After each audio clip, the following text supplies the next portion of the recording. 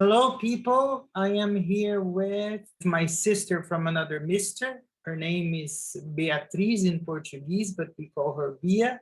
I met Bia in 2016 for the very first time, but it seems to me that we are friends for a lifetime. She's a journalist. She lives in the capital of the country, Brasilia. I have been to her house. She's one of my best friends. Welcome to the channel. Nice to have you here. How are you today? Thank you, Rodrigo. It's a pleasure. It's always great to talk to you. Your channel is amazing, is awesome. Tell everybody, what is it you do? Because you are a journalist in Brazil, a different kind of journalist. I wish my audience really understood the kind of journalism that you do in Brazil. Just to make a parallel, what I do would be similar to PBS, which is a public broadcast channel, and BBC. I work for a public radio station from the Brazilian Senate, public communication, to talk more about what's the importance having a legislative power in a country. We in Brazil, we are a republic. We have three powers. We have the legislative, the judiciary, and the executive.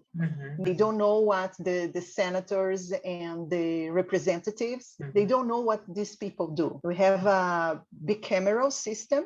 The representatives, the number of representatives corresponds to the amount of population in each of the Brazilian states, more than 100. I couldn't tell you if it's 120, 115. 81 senators, 3 senators for each Brazilian states and the federal district, Brasilia, where I live. We also have 3 representatives. The amount is 81. The idea is to teach and make people understand. So, for instance, for you to have directive jobs in some public institutions, the name of this person must be accepted by the Senate. I think it was pretty clear. I think everybody could understand it. I want to show a side of this person who is with me right now, which is advocacy, because I've never saw someone so passionate for someone else's causes. She met me and we started discussing a project that we have together for the NGO that we volunteer for. She shows me she's passionate for, doesn't matter what niche is yours, and she's always there. When did you decide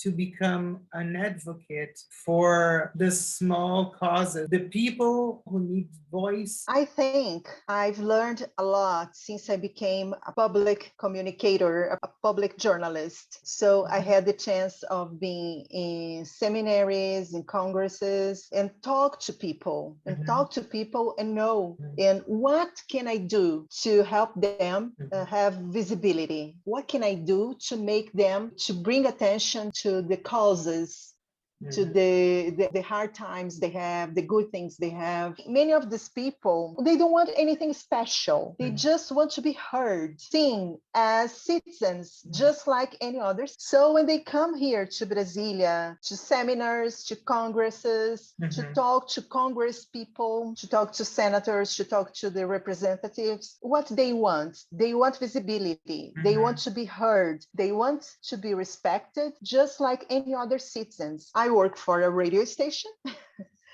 My job was to interview most of these people or to tell their stories, to tell them what they wanted to be told, things that they needed to speak. Many of these causes, they touch me directly. Usually we have some activity here at the Congress, which are the public, where people come and talk about a subject to the representatives.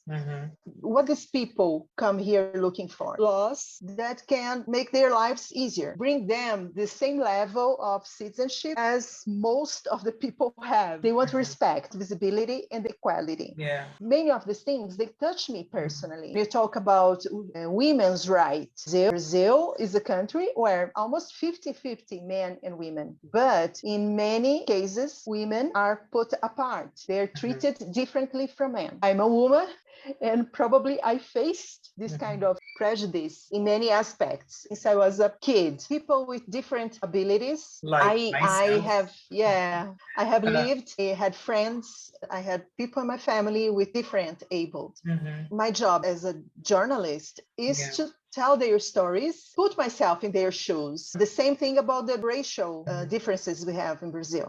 We have a huge country, big population, many natural sources. Socially, we need to improve much more. We still have prejudice in many areas. People are treated differently because of the color of their skin, Mhm. because of their gender. This has much to do with the difference between rich and poor. The highest differences we have is when we don't have equality, we don't have anything.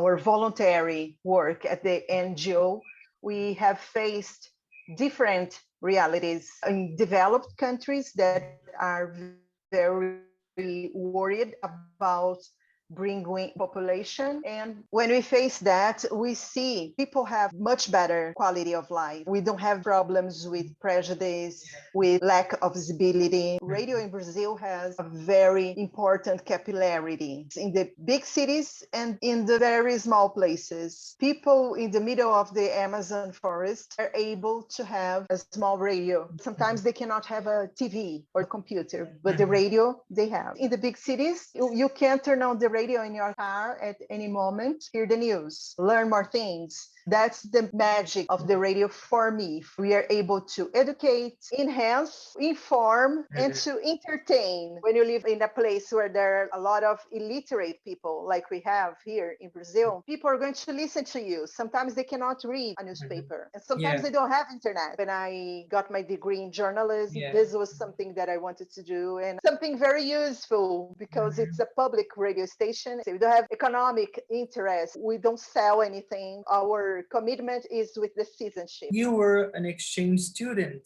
in the United Yes. States. How Mhm. this experience changed you? It changed everything. When I was a teenager, my goals weren't that wide. Living abroad made my life much easier. We can take care of ourselves and we have goals. We can see that the world is our home after an exchange program. Yeah. We are much more adjustable, as you said. You became a mother. Yeah. How has this changed you? Right after I graduated from college. My diploma and my daughter came with a difference of Together, 2 months. yes. Yeah, they came out together. I had a commitment to Mhm. educate, to raise that kid. My daughter now is 25 years old. She finished college. She's Nice. a history teacher. When I look back, I had this commitment of raising a person to be happy, Yeah. be aware of the Mhm. place where she was Mhm. living. She has goals and dreams, and things are doing fine. It's Mhm. because you know me too well. How do you see Rodrigo as a disabled person in your vision? How do I deal with this? In a very natural way. I never saw you complaining. I never saw you not doing something because of your disability. You even want to make things much better because you are a very focused person. You don't let your differences make you worse or better than anybody. And this is something very impressive. Sometimes we see that not having a very prepared environment can impact on you, but that doesn't interfere in Yeah. your life or professional goals or things like that. It's better when somebody else talks about it. Now Yeah. we're gonna play the rapid round. My life is, Full of interesting things to do. my daughter is, He's a very wise citizen. my friends are, My treasure. I love them all. my family is, Unusual, happy, and crazy. like any other family. My next goal is, Improve my Spanish. now you ask me, Food for me is, delicious. teaching for me is, My life, the last book I read was, the hate you give, my body is, the house for my soul, when I think about my future, working and being healthy. when I get my COVID immunization, I will. I don't know. I don't know where to go. My family is. Essential. Before we finish, I always have a takeaway for the guests. But for you, there will be no quote. It's only going to be words coming from the heart. You know how much I like you. You know how much my family likes you. And you know how much I trust you. That's why I called you my sister from another mister. Having the privilege of becoming your friend was essential. I'm gonna be your friend now and forever. My family has a huge respect for you. You are awesome. We don't have any word that can describe you. One word for you is not enough. You are an amazing person, and I am so proud to be your friend. My wife loves you as well. We are always going to be here for you, whatever you need. Thank you for being my friend.